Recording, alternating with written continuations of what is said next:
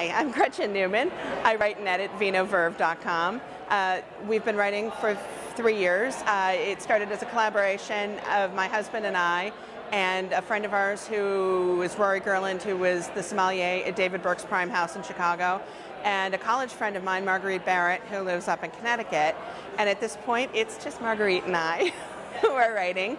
She writes primarily about things in New England that she sees, different wineries. She's done almost every wine on the Connecticut wine trail. And I travel around the country looking at different wineries, seeing what is out there that is local, because they're not being looked at as much anymore, even though prior to Prohibition they were considered local food products. Beer, wine, and spirits were all local. So we're trying to rediscover the local wine all around us. The things that I've learned have been so varied, just to discover how wine is so infinitely varied, how you can move 2 miles away and have the same grapes expressed in an entirely different fashion. I find utterly fascinating. It's a living thing. Every grape is different, every bottle is different, how they're aged are different, when they're shipped, different things happen to them, and then when you open them, how they breathe, what you eat them with, it's all magical and a mystery to me. A year from now, I would love to see local wine respected in the way that it should be. You can't compare it to wineries from Europe because they don't have 600 years of cultivation history in any given area in the US. You don't even have it in California or Washington. But that doesn't mean that those wines are unimportant or what they're doing is unimportant, because those are expressions of the terroir that they're in and the people who are producing them and the people who are drinking them.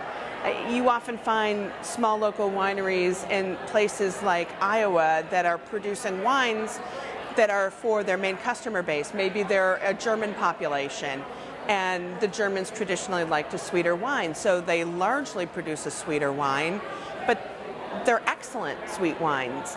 Or they've made country wine with fruit, and that was part of their experience in Iowa.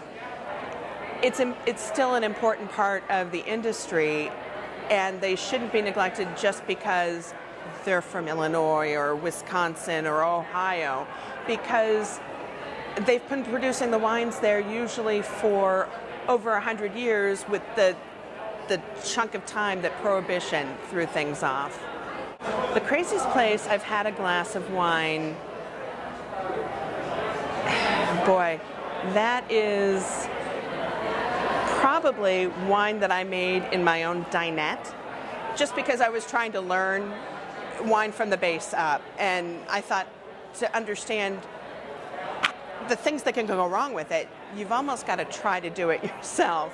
So yes, I make it in my dinette, and I have a 13-year-old who caps my bottles, and I've got a 15-year-old who occasionally tries to do my labels for me, but sometimes she's just beyond it because she's 15.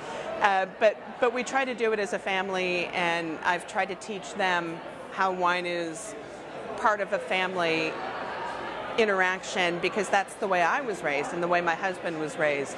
So we're trying to bring them into it as well. So it's a little silly, but we enjoy it, and probably illegal.